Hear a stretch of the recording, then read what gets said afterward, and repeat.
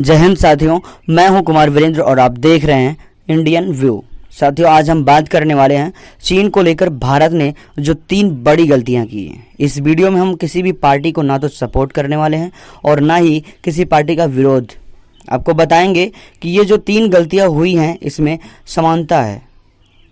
समानता यह है कि हम हमेशा से चीन का खुश करने में लगे रहते हैं। तो चलिए शुरू करते हैं।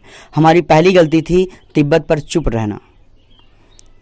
सन 1951 में जब तिब्बत पर हमला करके चीन ने अपना कब्जा शुरू किया था तो भारत की स्थिति उतनी अच्छी नहीं थी कि तिब्बत की तरफ से भारत लड़ सके।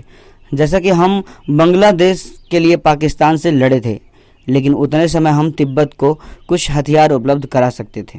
भारत उतने समय नया नया देश था, हमारे पास ज़्यादा कुछ नहीं था। उतने समय केवल एक ही देश जो तिब्बत पर कब्जा रोक सकता था वह था संयुक्त राज्य अमेरिका। लेकिन 1954 में भारत ने चीन को खुश करने के लिए तिब्बत को चीन का ऑटोनोमस पार्ट मान लिया।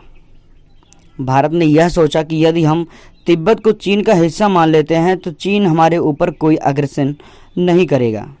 यही हमारी सबसे बड़ी गलती थी।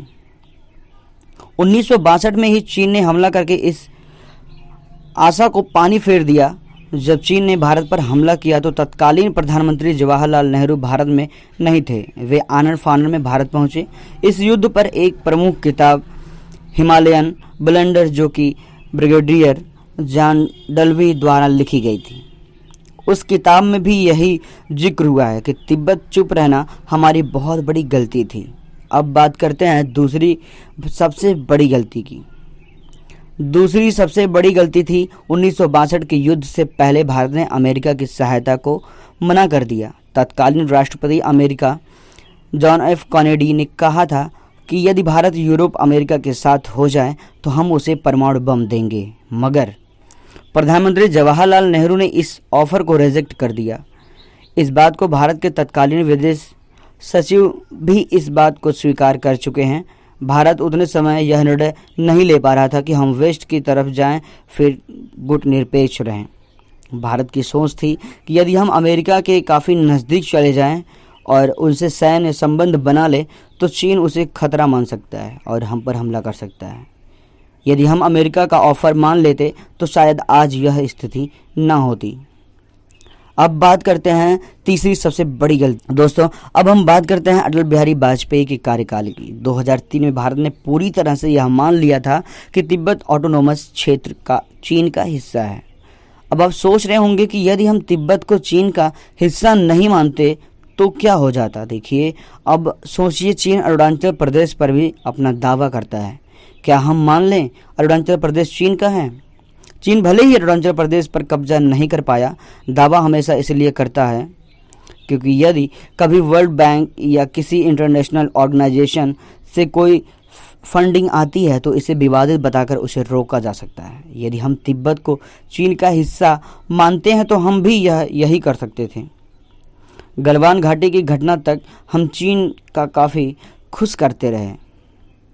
चीन हमेशा से पाकिस्तान के साथ खड़ा रहा और कई आतंकवादियों को यूनाइटेड नेशनल में वीटो करके बचाया, लेकिन हम फिर भी नहीं समझ सके। अब भारत को समझ जाना चाहिए कि चीन को खुश करने की ज़रूरत नहीं है। हमें ताइवान का खुलकर समर्थन करना चाहिए। हांगकांग में जो भी कुछ हो रहा है उस पर हमें आवाज़ उठानी चाहिए। वियतनाम हमसे ब्रह्मोस मिसाइल मांग रहा है। हमें वियतनाम को मिसाइल देने पर बात आगे बढ़ानी चाहिए और साथ ही साथ चाइना पॉलिसी पर भी रिव्यू करने की ज़रूरत है। बाकी आपके हिसाब से और क्या क्या हमारी गलतियां रही हैं उसे कमेंट बॉक्स में ज़रूर बताएं।